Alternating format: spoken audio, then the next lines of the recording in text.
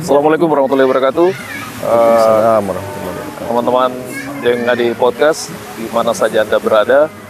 Hari ini saya lagi bersama dengan salah seorang tamu kami yang ini spesial ya. Karena biasanya kita membahas mengenai masalah sosial politik, kebudayaan dan sebagainya. Tapi hari ini kita akan membahas tentang sebuah hal yang banyak dihindari orang. Iya. Gitu Ustaz ya? Banyak dihindari orang ya, takut gitu. Nah, kami lagi sementara di kegiatan Tarbiyah Camp dan di teman-teman Wahda ini kami ingin memanfaatkan jeda kegiatan ini yang sejak sore kemarin dan hingga sebentar. Nah, apa yang mau diceritakan Ustaz, tentang apa sebenarnya ruqyah itu yang masih banyak orang hindari kan? Iya. Bismillah wassalatu wassalamu ala rasulillah wa ba'd. Jadi mungkin ruqyah itu awalnya ruqyah itu baru booming di tahun-tahun 2000-an. Iya ya. Iya. Tahun-tahun 2000-an. Nah, orang masih asing dengan ruqyah. Nah, cuma belakangan ini terlalu berkembang lagi itu ruqyah. Tren ya. Iya, maka perlu kita kembalikan ke makna awalnya apa itu ruqyah itu. Iya. Ya, jadi dari berbagai macam pengertian dari ruqyah itu menurut ulama, ada satu ulama itu yang menghimpun beberapa pengertian itu di bukunya. Nama bukunya itu As-Sihr. Ya, As-Sihr. Beliau adalah Dr. Sa'ad Said Ahmad Abdu. Beliau bilang ruqyah itu kalimatun mafhumatun masyru'atun, kalimat yang difahami dan disyariatkan. Tuqalu ala sabilid du'ai, dibacakan dengan cara berdoa. Amamal maridi, di depannya orang yang sakit secara langsung, fi hadratin maridin, kemudian raja' syifai, dan mengharapkan kesembuhan. Jadi di sini bisa kita lihat bahwa ruqyah itu bacaan-bacaan yang kita bacakan kepada orang yang sakit dengan catatan orang itu hadir di hadapan kita. Ya, orangnya hadir offline. Sebagian ulama berpendapat bahwa boleh video call dengan catatan betul-betul orangnya itu. Ya. Kemudian dengan cara berdoa. Ya, dan mengharapkan kesembuhan. Jadi itu intinya, ruqyah itu mengharapkan kesembuhan bagi orang yang sakit. Ya, jadi jangan seperti yang berkembang di masyarakat kita bahwa ruqyah itu identik dengan kesurupan. Belum di ruqyah sudah parno duluan. Sudah ngamuk dia. Ngamuk duluan. Baru lihat peruqyahnya, hendain apa rasaku. Ya. Karena sudah kayak sudah mental blocknya bahwa ruqyah itu identik dengan kesurupan. Ruqyah itu dengan gangguan jin. Padahal tidak. Ruqyah itu adalah metode cara pengobatan yang diajarkan oleh Nabi kita sallallahu alaihi wasallam. Dengan membacakan Al-Qur'an, doa-doa yang baik. Ya, itu ruqyah. Dengan catatan minta kesembuhan. Apapun jenis penyakitnya, karena Allah Subhanahu wa taala katakan, "Wa nunazzilu minal Qur'an ma huwa shifa." Kami turunkan Al-Qur'an ini sebagai penyembuh. Bukan obat. Kalau obat itu dawaun. Iya. Asy-syifa itu penyembuh. Nah, ulama kita katakan, kenapa? Apa bedanya obat dengan penyembuh? Kalau obat itu boleh jadi ada obat yang cocok dengan saya, ada yang tidak cocok dengan kita. Kalau syifa penyembuh. Berarti saya cocok obatnya syifa itu cocok dengan saya, syifa cocok dengan kita. Cocok dengan semua orang. Cocok dengan semua orang dan seluruh macam penyakit.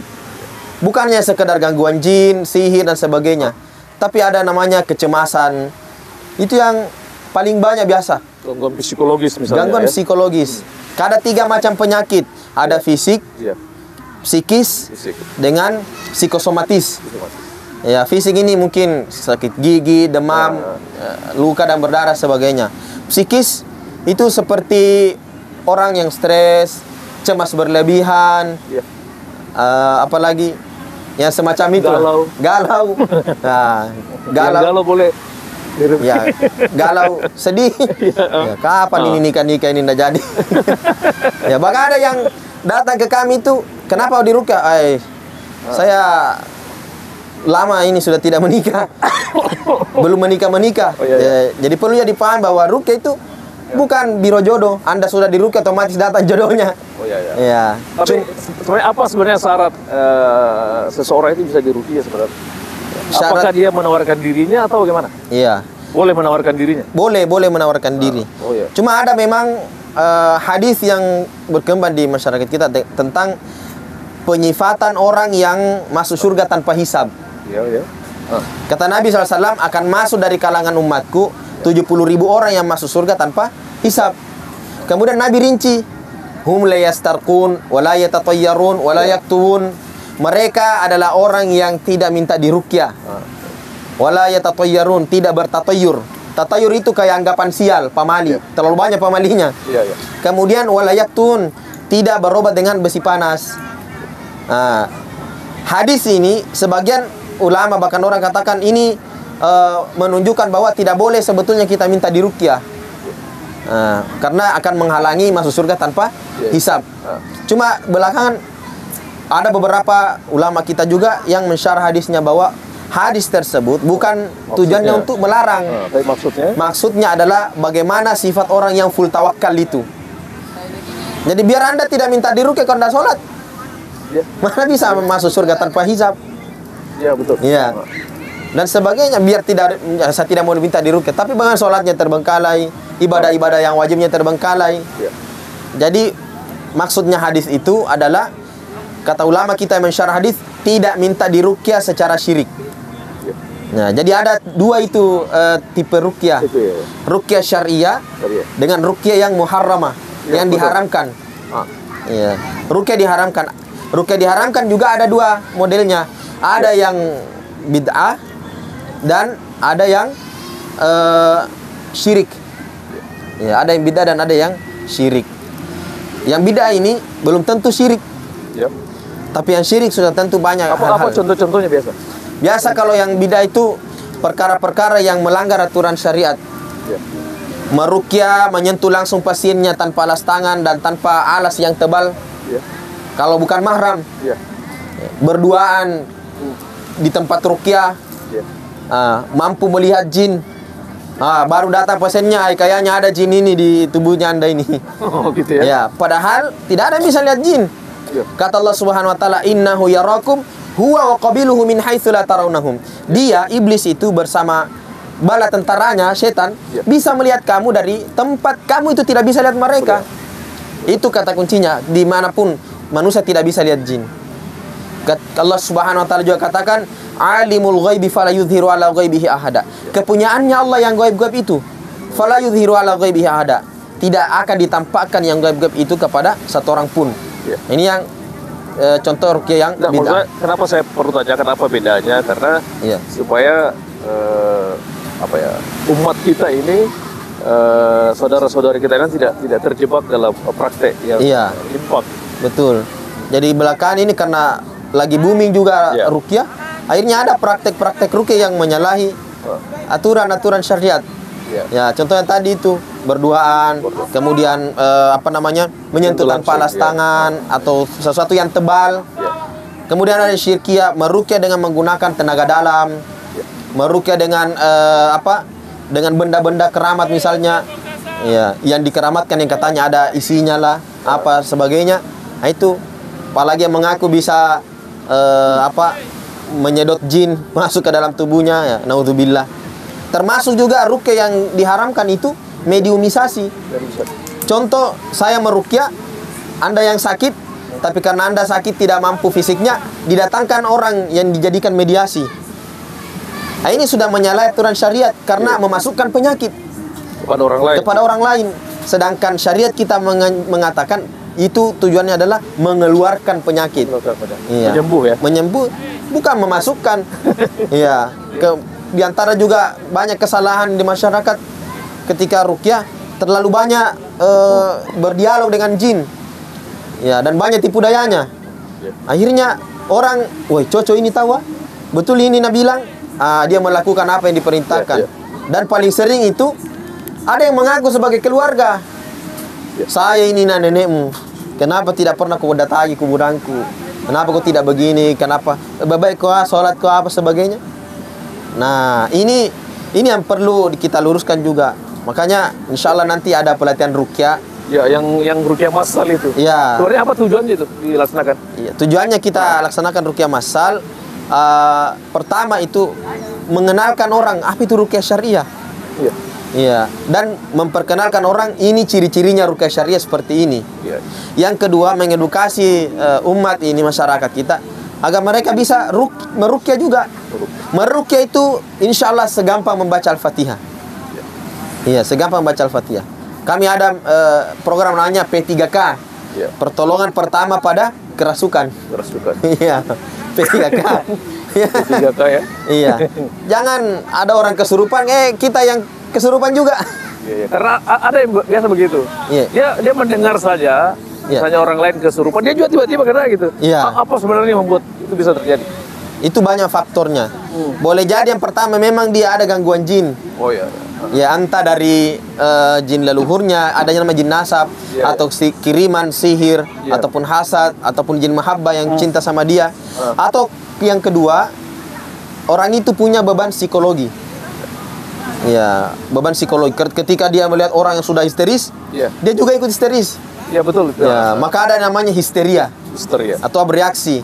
Luapan emosi yang terpendam kemudian muncul ke atas permukaan setelah orangnya dia tidak sadar. Tidak sadar. Iya, seperti itu. Karena biasanya kita menemukan itu, satu. Dia mendengar, dia tanya, apa di sana itu ribut?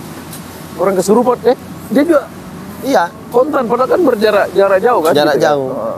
Boleh jadi, makanya kalau ada yang kesurupan, langsung kesurupan begitu, jangan langsung diruqyah.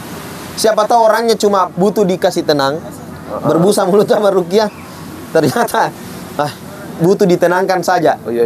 Dibawa ke tempat yang lebih sejuk misalnya kan? Dipisahkan. Pisahkan. Di antara juga caranya itu kalau ada kesurupan massal, jangan dikasih satu ruangan sama yang kesurupan. Kan biasa terjadi, ada sekolah-sekolah yang biasa terjadi berulang-ulang itu. Karena itu dipisahkan ya? Dipisahkan. Kalau bisa 2 atau 3 orang lah yang dalam satu ruangan.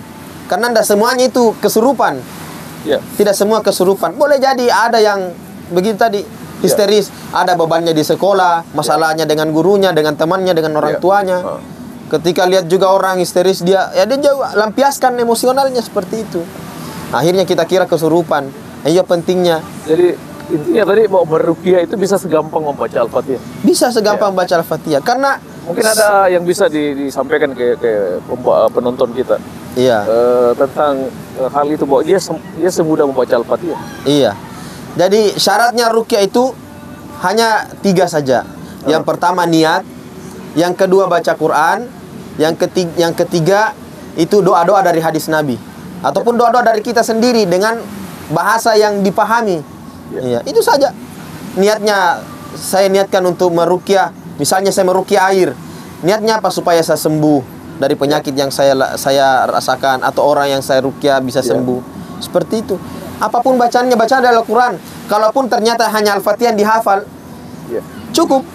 Abu Sa'id Al-Khudri pernah meruqyah kepala suku yang terkena sengatan hewan berbisa. Dan apa yang dia baca? Al-Fatihah saja. Dan upahnya itu 1 ekor kambing.